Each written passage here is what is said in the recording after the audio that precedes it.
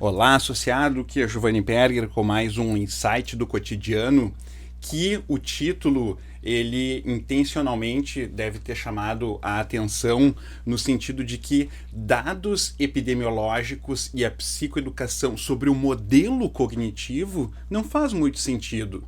Afinal de contas, dados epidemiológicos a gente tipicamente usa em TCC para psicoeducar sobre o transtorno que o paciente possui, mas não sobre o modelo cognitivo.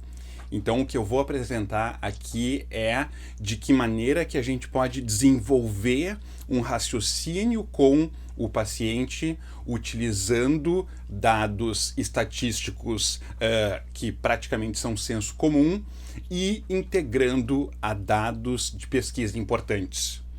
Eu vou falar do trabalho dessa pesquisadora, a Susan Nolen-Hoeksema, que faleceu há uns anos atrás, infelizmente, prematuramente, mas que desenvolveu um trabalho muito importante a respeito do processo de ruminação.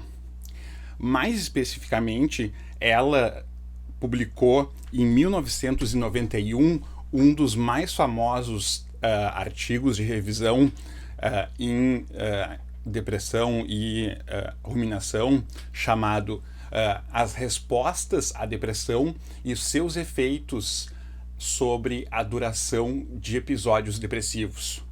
Então, em 91, ela já lançava de maneira bastante clara e fundamentada empiricamente a seguinte ideia: o que vai determinar o quanto tempo a pessoa vai ficar deprimida e a intensidade dessa depressão não é o fato de ela ter um humor disfórico inicial, e sim como ela reage a esse humor disfórico inicial. Então, eu coloquei essa parte mais científica para a gente poder entrar na questão de como a gente vai colocar isso para o paciente.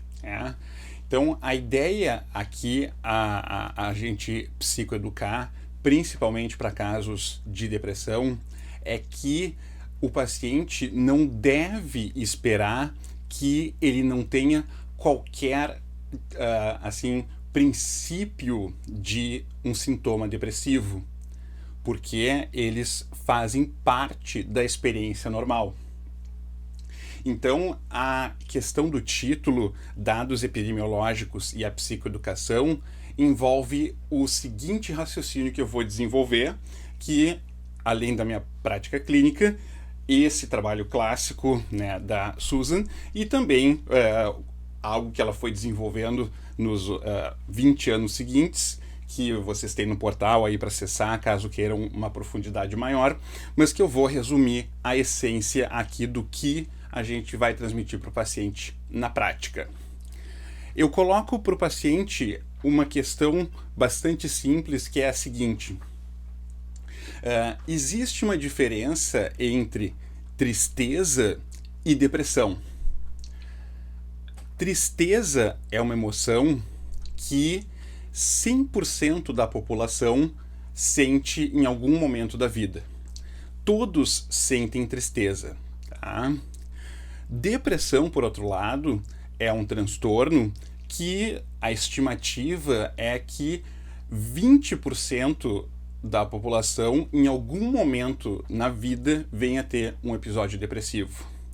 Então, a pergunta é a seguinte: se 100% das pessoas ficam tristes em alguns momentos, por que uma parte dessas pessoas, quando tem a piora inicial do humor, consegue voltar ao nível de funcionamento anterior e outras pessoas acabam afundando? Então, eu vou agora mostrar como que eu desenvolvo essa ideia com um paciente utilizando nada mais, nada menos do que uma folha de papel e uma caneta.